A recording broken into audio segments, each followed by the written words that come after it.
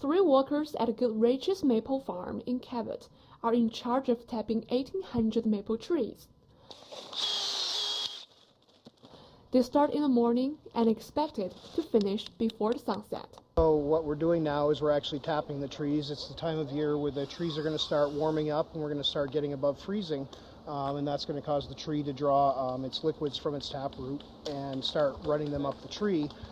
With a sugar maple, we can collect this and we boil it down to make syrup. In the sugar bush, you see many blue plastic tubes tied as knots on the lower trunks.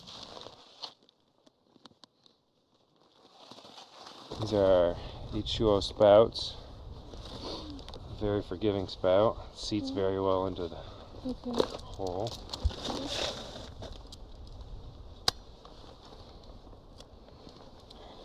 I'll make sure to get over the barb with that, so we have a good vacuum.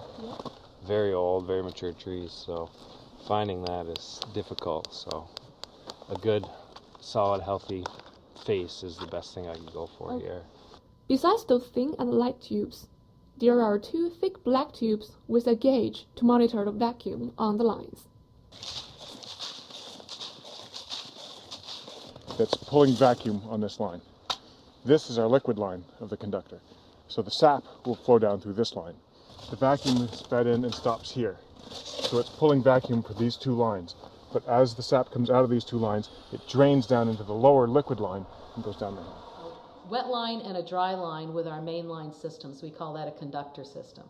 This brings the sap down the mountainside.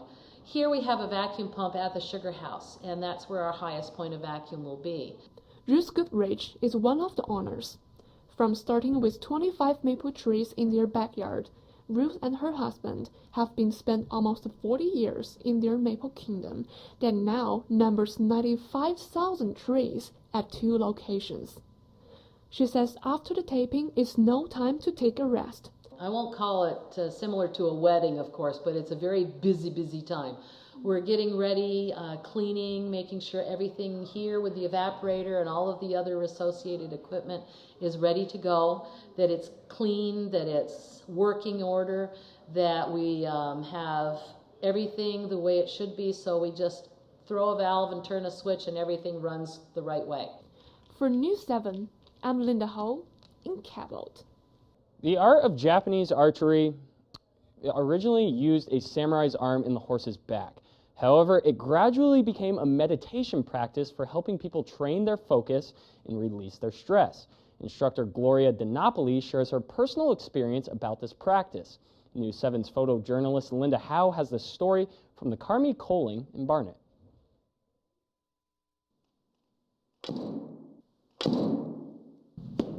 I enjoy the Japanese way of doing things, flower arranging and the visuals.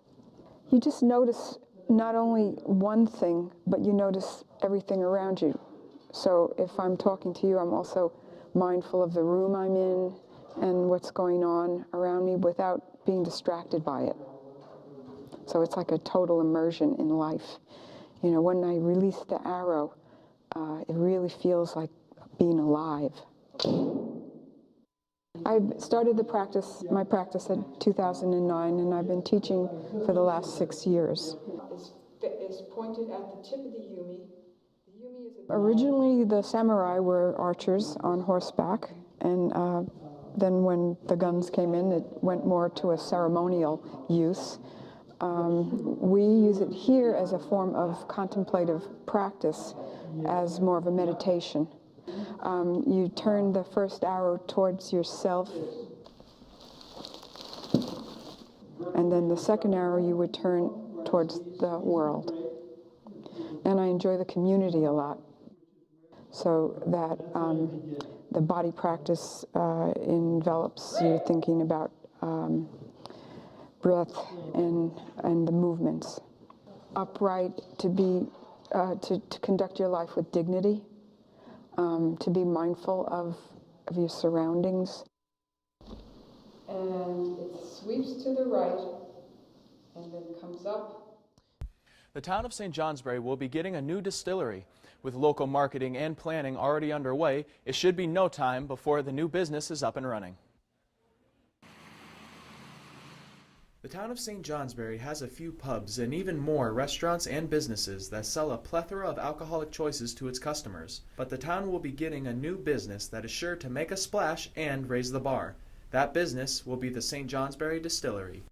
Duncan Holiday is right here in town, just outside in Barnet, and he's helped a lot of the spirit distilleries in the state of Vermont get up and running.